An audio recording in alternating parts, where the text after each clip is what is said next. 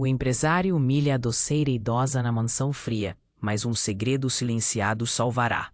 A pequena casa de Dona Aurora, com suas paredes de cal branca, janelas emolduradas por gerânios vermelhos e um portão de madeira rangendo a brisa da tarde, exalava um perfume doce de canela, erva doce e memórias de outrora. Um contraste nítido com a grandiosa e fria mansão do Dr. Fernando Brandão, onde ela entregava seus doces caseiros 2 vezes por semana. Com pontualidade e um sorriso no rosto.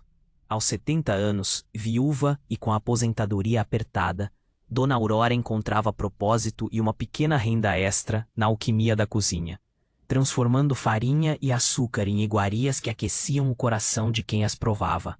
Um ofício que a conectava com a alegria simples da vida. No entanto, na opulenta residência dos Brandão, as memórias eram amargas e pesadas como um fardo invisível.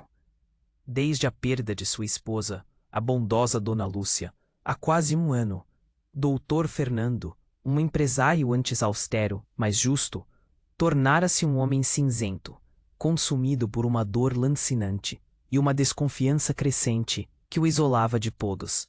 Seu neto, Léo, de apenas 8 anos, era a prova mais visível dessa tristeza avassaladora. Mergulhado num silêncio profundo e perturbador que se instalara em sua alma infantil, após a partida da avó. Dona Aurora sentia um aperto no peito sempre que via o menino, com seus olhos grandes e tristes, perdidos em um vazio que ela, em sua própria viuvez, conhecia intimamente. Ela tentava com um sorriso gentil, um olhar compreensivo e um doce extra escondido na ponta da bandeja, furar a barreira de dor do menino.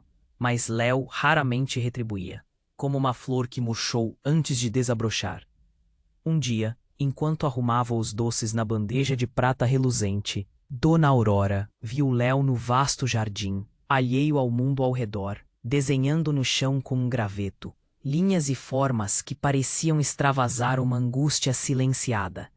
Ela se aproximou devagar, seus passos leves como folhas secas, para não assustar o menino. Lindos seus desenhos, meu querido. Posso ver um pouquinho? Léo se encolheu levemente, como um animal ferido, mas para surpresa dela, não fugiu, não correu. Em vez disso, ele a olhou com uma intensidade que lhe partiu o coração. Um olhar de quem guardava muitos segredos pesados demais para suas pequenas costas. Dona Aurora apenas sorriu, ofereceu-lhe um doce de figo com um carinho maternal e acariciou seu cabelo macio com a ternura de uma avó. O garoto pegou o doce, ainda sem falar, mas um fio invisível de conexão, de compreensão silenciosa, pareceu se formar entre eles naquele instante. 2 dias depois, a calma superficial na casa dos Brandão foi quebrada por um grito de raiva e desespero do Dr. Fernando, ecoando pelas paredes como um relâmpago. O relógio de bolso de seu pai, uma herança de valor inestimável e um símbolo de sua linhagem, havia sumido misteriosamente. A acusação veio rápida, impiedosa e sem qualquer hesitação. Dona Aurora, eu te paguei por meses, confiei na senhora como em poucos, e é assim que me agradece? Roubando uma peça tão valiosa e cheia de história de minha família? A voz dele ecoou pela mansão como um trovão, carregada de fúria e ressentimento. Enquanto ele segurava um lenço de seda que envolvia o relógio, encontrado, para seu horror e desespero, no cesto de costura da Dona Aurora, deixado inadvertidamente na cozinha. Dona Aurora ficou pálida como a cal de suas paredes, as mãos enrugadas tremendo de pavor e indignação. Senhor Brandão, eu juro pela minha vida, pela memória do meu marido, que não peguei esse relógio. Eu jamais roubaria nada desta casa, de ninguém. Alguém, eu não sei quem, o colocou ali para me incriminar, para me prejudicar. O Dr. Fernando riu, mas era uma risada fria, sem qualquer vestígio de humor, no som metálico que reverberava na sala. É sempre a mesma história, não é? Ninguém nunca fez nada. As coisas simplesmente aparecem nos pertences dos funcionários por mágica, por encanto. Quero a senhora fora da minha casa agora, imediatamente. E se tiver sorte, muita sorte, não vou registrar uma ocorrência policial e sujar seu nome na cidade. Dona Aurora, com o coração partido pela injustiça brutal, pela desconfiança que a corroía e pela solidão que a consumia desde a morte de seu marido, sentiu as lágrimas quentes escorrerem por seu rosto marcado pelo tempo. Molhando suas bochechas. Por favor, senhor Brandão, eu preciso deste trabalho, desta renda. Eu sou uma mulher idosa, aposentada. Minha reputação é tudo o que tenho. É o meu único legado nesta vida. Não me tire isso. Dr. Fernando cruzou os braços implacável, seus olhos duros como pedra. Deveria ter pensado nisso antes de roubar. As consequências de nossos atos são inevitáveis. A governanta, senhora Odete, que trabalhava na mansão há décadas, uma mulher de semblante severo e um olhar que raramente traía emoções, observava a cena com uma satisfação mal disfarçada por uma máscara de preocupação. Senhor Fernando, talvez devêssemos conversar sobre isso com mais calma. Não lhe parece estranho que as coisas estejam sumindo com tanta frequência ultimamente? É muito peculiar para ser uma mera coincidência. Fernando se virou para ela, os olhos injetados pela falta de sono e pela raiva. Estranho é ter uma casa cheia de ladrões, senhora Odete. Essa é a terceira funcionária em poucos meses, e todas com a mesma desculpa esfarrapada, a mesma ladainha. Senhora Odete recuou, mas o sorriso malicioso por trás de sua fachada era quase imperceptível para o olhar destreinado, um mero tremor nos lábios.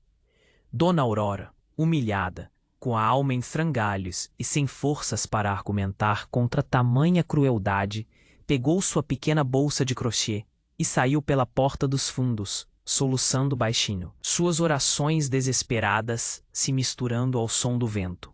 O silêncio que se seguiu na mansão era oco. Um eco da desolação que dominava o Dr. Fernando, mas também do vazio que suas acusações deixavam.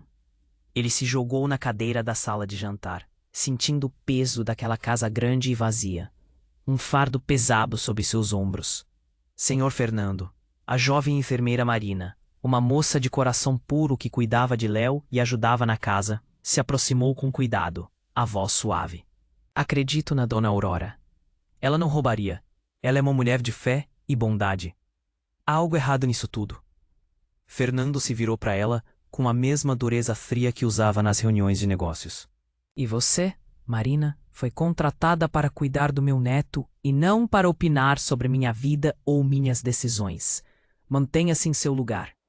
Marina baixou os olhos, mas a preocupação em seu rosto era evidente, e ela sabia que o silêncio também era uma forma de comunicar. Mais tarde, Fernando subiu para o quarto de Léo. A porta estava entreaberta e ele viu o neto sentado no chão, cercado de brinquedos caros que nunca usava, olhando pela janela com aquela expressão distante e perdida, como se visse um mundo que só ele compreendia. Léo, você precisa comer. Não desceu para o almoço de novo, nem tocou na bandeja do café. O menino não se virou, não fez qualquer movimento que indicasse ter ouvido ou compreendido. Estou falando com você. Pelo menos olhe para mim quando eu falar. Nada. A indiferença do neto era como um tapa na cara para Fernando. Um lembrete constante de sua própria incapacidade de se conectar. Frustrado, Fernando bateu a porta com força e voltou para seu escritório. Mas as palavras de Marina e o olhar triste de Léo o incomodavam, roendo sua consciência como um cupim. Ele abriu o sistema de segurança em seu computador. Havia instalado câmeras por toda a casa, não apenas para pegar ladrões, mas para tentar controlar o que acontecia ali dentro, para aplacar sua paranoia. Ele revisou as gravações no incidente com o relógio com uma atenção obsessiva. Viu Dona Aurora entregando os doces, depois a senhora Odete entrando na cozinha, com um ar de dissimulação, pegando o relógio de dentro de uma gaveta escondida e com um olhar furtivo e calculista, colocando-o no cesto de costura da Dona Aurora. Fernando sentiu o estômago embrulhar, a bile subindo à garganta. a governanta. A senhora Odete, que havia sido quase uma mãe para ele desde a infância, a quem ele confiava cegamente, havia armado para Dona Aurora, e provavelmente para as outras funcionárias também. Mas por quê? Ele continuou revisando as gravações, voltando no tempo, semanas e meses, e viu o mesmo padrão em outras demissões. Pequenos objetos sumindo e aparecendo nos pertences das funcionárias. Sempre a senhora. Odete envolvida, como uma sombra manipuladora. Sentiu a raiva explodir dentro dele como nunca antes, misturada com uma vergonha profunda. Desceu as escadas correndo e encontrou a governanta na cozinha, sorrindo falsamente para Marina, que se encolheu. Senhora, Odete, precisamos conversar agora, e não é sobre a janta. Algo na voz dele a fez empalidecer, seus olhos se arregalarem de medo. Sobre o que, senhor? Aconteceu algo? Sobre as funcionárias que demiti. Sobre como a senhora armou para todas elas. O silêncio foi ensurdecedor, quebrado apenas pelo tic-tac de um relógio na parede. Senhora, Odete ficou branca como papel. Seus lábios tremiam. Senhor, eu não sei do que o senhor está falando. Não minta para mim. Vi tudo nas gravações. A senhora colocando as coisas nos pertences delas, fazendo com que eu pensasse que estavam me roubando. Por que, Odete? Por que fez isso? Essas mulheres perderam seus empregos, sua dignidade, por sua causa. Senhora Odete desabou em lágrimas convulsivas, as máscaras finalmente caindo. Eu estava tentando proteger esta casa. Proteger de estranhos, gente que não conhece esta família. Eu conheço esta família há décadas, senhor Fernando. Eu servi a ti a vida inteira. Eu merecia o quê? Merecia controle total? Poder para decidir quem fica e quem sai? Eu só queria que as coisas voltassem a ser como antes, quando era só eu cuidando de todos vocês. O senhor se afastou depois que a dona Lúcia se foi, e eu pensei que se eu afastasse os outros, o senhor me notaria de novo. Pensei que se a senhora Aurora ficasse, ela me tiraria do meu lugar, com aqueles doces e aquele jeito gentil dela, aquela bondade que todos amavam.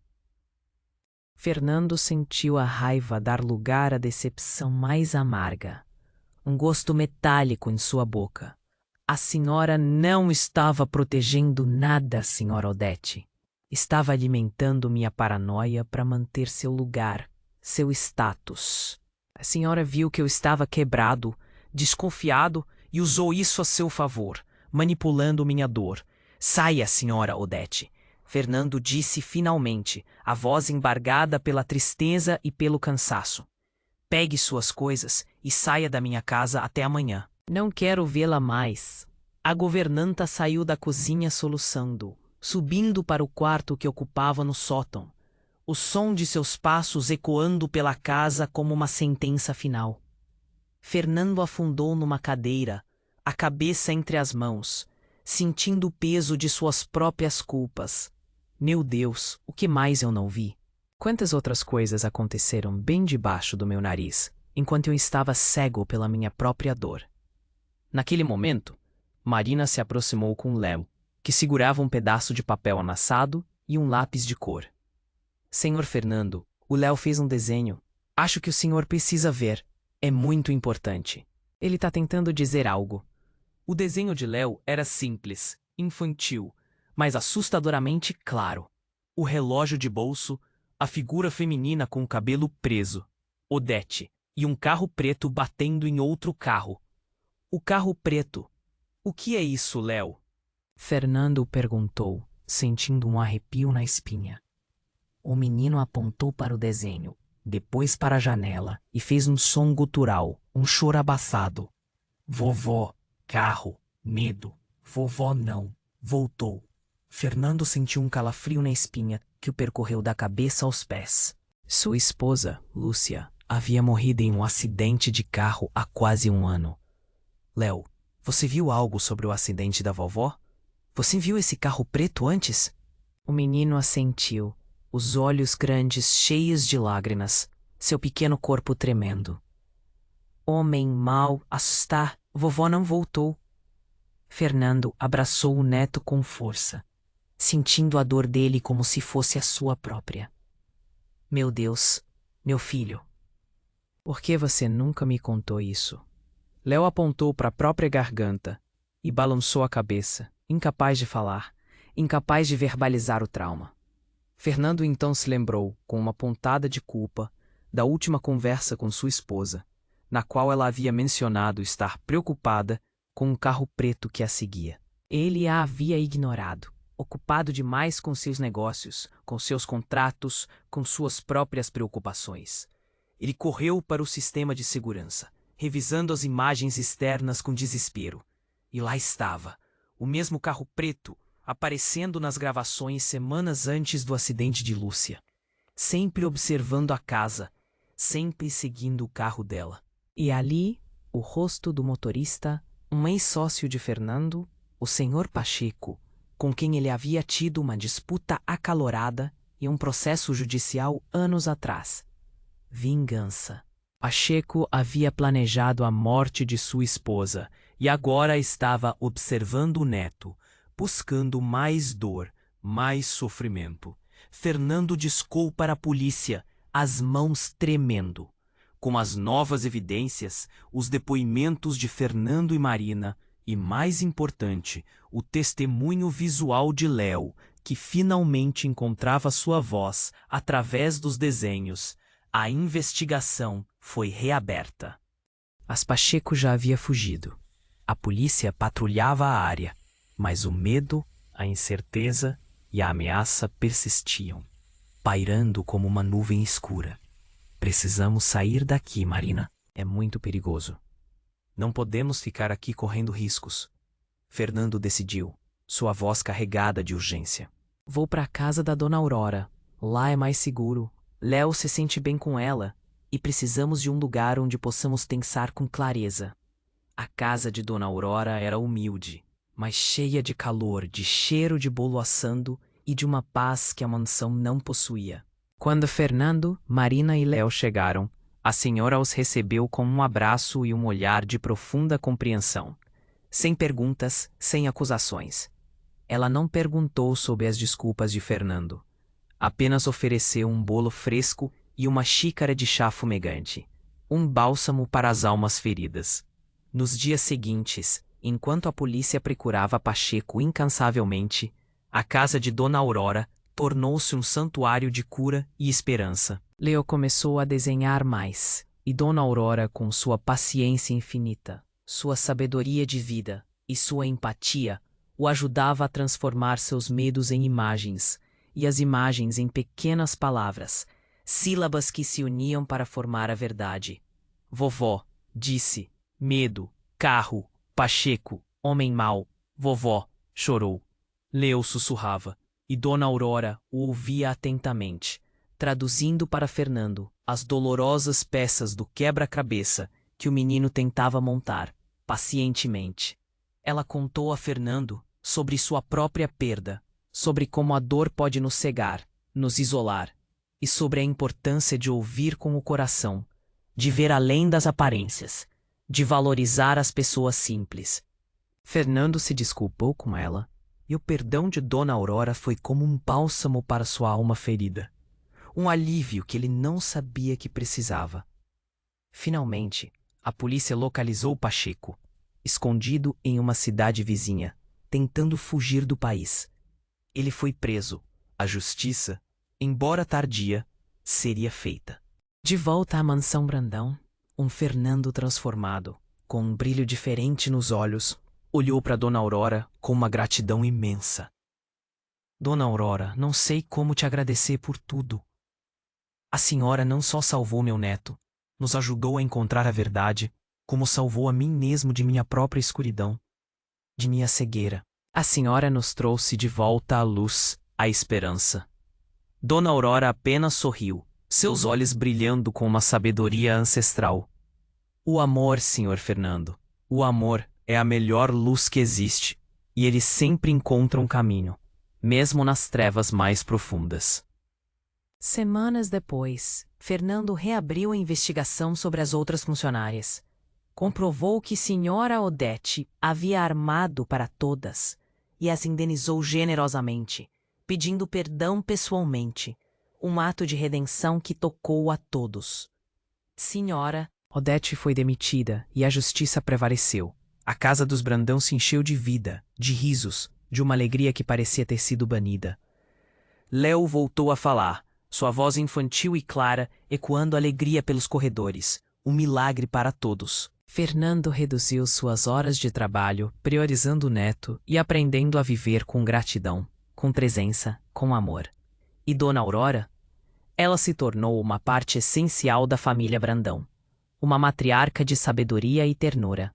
Seus doces continuavam a adoçar a vida, mas sua sabedoria, sua presença constante e seu amor incondicional eram o verdadeiro tesouro, a joia mais rara da casa. Fernando criou a Fundação Lúcia Brandão, um centro de apoio para crianças que sofreram traumas, e convidou Dona Aurora para ser a diretora, a alma do projeto. Ninguém melhor que a senhora Dona Aurora para entender essas crianças e ajudá-las a encontrar suas vozes, a reconstruir suas vidas, assim como fez com Léo. É a senhora que dará o verdadeiro propósito a esta fundação. Dona Aurora aceitou, com lágrimas nos olhos e um sorriso de esperança. Ela encontrou um novo propósito, uma nova família, e uma voz para sua própria experiência de dor e superação. Um legado que superava qualquer aposentadoria. Na inauguração da fundação, Léo, de mãos dadas com Dona Aurora, subiu ao palco, seus olhos brilhando. Meu nome é Léo. Antes eu não falava. Sentia muito medo.